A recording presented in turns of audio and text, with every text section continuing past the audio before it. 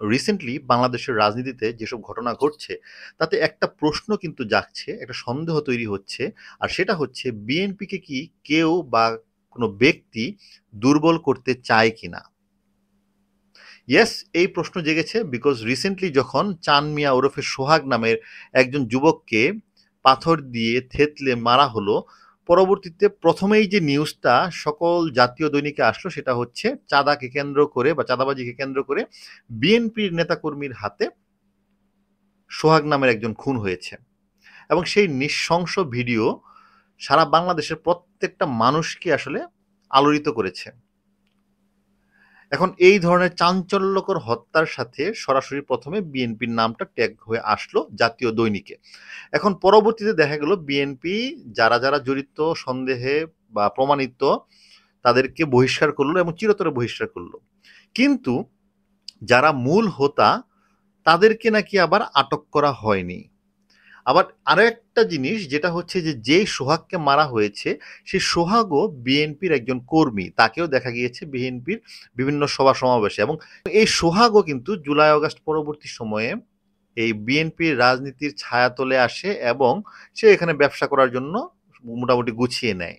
পরবর্তীতে বিভিন্ন নিউজে এবং যেসব তথ্য প্রমাণ আসলো তাতে আরো চাঞ্চল্যকর তথ্য পাওয়া গেল এবং সেখান থেকে বোঝা গেল যে এটা কোনো চাঁদাবাজিকে কেন্দ্র করে হত্যাকাণ্ড না, এটা পুরোপুরি একটি ব্যবসায়িক দ্বন্দ্বে হত্যাকাণ্ড। তাহলে একটা ব্যবসায়িক দ্বন্দ্বে হত্যাকাণ্ড যেখানে কিনা এই যে সোহাগ যাকে ভিকটিম হিসেবে দেখানো হয়েছে বা অ্যাকচুয়ালি সে ঘটনার ভিকটিম, কিন্তু সেও আসলে যারা মেরেছে তাদের সাথে একজনই ছিল। পরবর্তীতে ব্যবসায়িক দ্বন্দ্বে সে আসলে হত্যার শিকার হয়। এখন ঘটনা হচ্ছে যে কে বা কারা বিএনপির উপরে এই দোষটা চাপানোর জন্য খুব তাড়াহুড়া করছে, এই প্রশ্ন কিন্তু তৈরি হয়েছে বিএনপির কাছ থেকেও। এবং তাদের যে যৌক্তিক যে কোয়েশ্চেনগুলা সেগুলো কিন্তু সাধারণ মানুষের মনেও আস্তে আস্তে কোয়েশ্চেন তৈরি করছে যে এটা তো আসলে চাঁদাবাজির কেস না, এটা তো অ্যাকচুয়ালি ব্যবসায়িক দ্বন্দ্বের কেস। আর বাস্তবতা হচ্ছে যে জুলাই আগস্ট পরবর্তী সময়ে বাংলাদেশের যে কালচার, আমরা যদি মনে করি বা চিন্তা করে দেখি যে যখন আওয়ামী লীগ ছিল তখন বাংলাদেশের ম্যাক্সিমাম মানুষ সুবিধাভোগী বা যারা সুবিধা নিতে চায় তারা সকলেই আওয়ামী লীগের ছায়াতলে চলে গিয়েছিল। ঠিক একইভাবে জুলাই আগস্ট পরবর্তী সময়ে সেই একই সুবিধাভোগী মানুষগুলো কিন্তু বিএনপির নাম ভাঙিয়ে বিভিন্ন জায়গায় কাজ করছে, ব্যবসা করছে। সো যদি আমরা বিএনপির সদস্য এখন কাউন্ট করা শুরু করি দেখব যে অনেক বেশি সদস্য বিএনপির, যার ভিতরে সার্চ করলে দেখা যাবে অনেকে আছে যে আগে আওয়ামী লীগের সময় আওয়ামী লীগের ছিল। তো এই যে তারা মানেই যে বিএনপির সদস্য মানেই যে আসলে একদম বিএনপির কেন্দ্রীয় নেতা তা কিন্তু না। হ্যাঁ, এখন বিএনপি ক্ষমতার দৌড়ে রয়েছে, আওয়ামী লীগ নেই, বিএনপির সাথে থাকলে একটু সুযোগ সুবিধা পাওয়া যাবে, সেই আশাতে অনেকেই বিএনপির দলে নাম দেয়, যুক্ত হয়, কাজকাম করে। সেই রকম জায়গা থেকে এখন যে কোনো অপরাধ ঘটলে সেখানে বিএনপির লোকজন পাওয়া যাওয়ার কথা বেশি বা সম্ভাবনাই বেশি। কিন্তু তাতে কি বিএনপির উপর দায় যায়? বিএনপি কি কেন্দ্রীয় জায়গা থেকে তাদেরকে প্রশ্রয় দেয়? আমরা কিন্তু দেখছি তারেক রহমান বারবার এগুলোর ব্যাপারে সতর্কবাণী দিচ্ছে। ইভেন বিএনপির যারা কেন্দ্রীয় নেতা রয়েছে মির্জা আব্বাস, মির্জা ফখরুল যারা রয়েছে সকলেই এই ধরনের কর্মকাণ্ড থেকে তাদের দলের নেতা এবং কর্মী সকলকেই বিরত থাকার জন্য নির্দেশ দেওয়া হয়েছে, হুঁশিয়ারি করা হয়েছে। এখন যুক্তির জায়গা থেকে একটা প্রশ্ন, যেখানে বিএনপি জানে যে আগামী নির্বাচনে ক্ষমতার দৌড়ে সবচেয়ে বেশি এগিয়ে রয়েছে বিএনপি, যদি মানে জাস্ট নির্বাচনটা হলেই বিএনপি ক্ষমতায় যাওয়ার জন্য সবচেয়ে এগিয়ে থাকবে, সেই জায়গায় বিএনপি কি ইচ্ছাকৃতভাবে এসব করে তার নাম খারাপ করার চেষ্টা করবে? যৌক্তিকভাবে কিন্তু মনে হয় না বিএনপি এত বোকা দল যে এরকম একটা সিচুয়েশনে এই ধরনের কর্মকাণ্ড করে বা দলীয়ভাবে সিদ্ধান্ত নিয়ে এই ধরনের কর্মকাণ্ড করে তাদের দলের নাম খারাপ করবে। তাহলে বোঝাই যাচ্ছে এটা কোনো দলীয় সিদ্ধান্ত না। এখন প্রশ্ন হচ্ছে একটা গোষ্ঠী বা একটা কিন্তু সিন্ডিকেট আওয়ামী লীগ পরবর্তী সময়ে চায় না যে বিএনপিও কোনোভাবে ক্ষমতায় আসুক, তারা আসলে অন্য কিছু চায়। এই যে গোষ্ঠীটা, এই গোষ্ঠীটা কি আড়াল থেকে কোনোভাবে কলকাঠি নাড়ছে? এই গোষ্ঠীটা কি কোনোভাবে প্ল্যান করে এই ধরনের ইনসিডেন্ট ঘটিয়ে সেটারও দায়ভার বিএনপির উপর চাপাচ্ছে? সেখানে কি আওয়ামী লীগেরও কোনো স্বার্থ রয়েছে? বিকজ এই যে বর্তমান সময়ে বিএনপি যদি দুর্বল হয় তাহলে সবচেয়ে বেশি লাভবান হচ্ছে অন্য দলগুলো যারা বাংলাদেশে রয়েছে।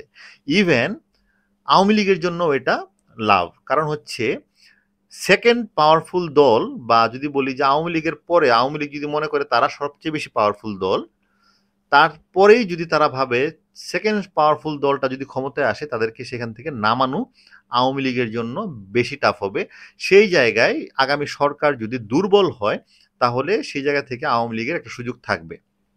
আবার অনেকেই বলছে যে আগামী নির্বাচনে নতুন এবং অন্যান্য যে রাজনৈতিক দলগুলো রয়েছে তারা অ্যাডভান্টেজ পাওয়ার জন্যই বিভিন্নভাবে বিএনপির চরিত্র খারাপ করার জন্য চেষ্টা করছে, এবং যার কারণে দেখা যাচ্ছে যে অনেক কিছু প্রমাণিত হওয়ার আগেই তারেক রহমান সহ বিএনপির নামে বা বিরুদ্ধে বিভিন্ন রকম মিছিল করলো।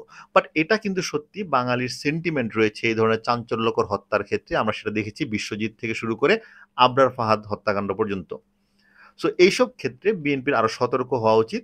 যদিও বিএনপি অফিসিয়ালি খুব শক্তভাবে এর প্রতিবাদ করেছে এবং তারা বলেছে যে তাদের নেতাকর্মী বা তাদের নাম ভাঙিয়ে কেউ যদি অপরাধের সাথে যুক্ত হয় তাদের কঠিন শাস্তি হবে, এবং অলরেডি তারা 5 থেকে 6 জনকে দল থেকে আজীবনের জন্য নিষিদ্ধ করেছে, এবং আইনের যে যারা সংশ্লিষ্ট ব্যক্তি রয়েছে তাদেরকে বলা হয়েছে যে তারা যাতে আইনি প্রক্রিয়ায় বিচার করে। এখন আইনি প্রক্রিয়ায় বিচার করার দায়িত্বটা কিন্তু বর্তমান অন্তর্বর্তীকালীন সরকারের।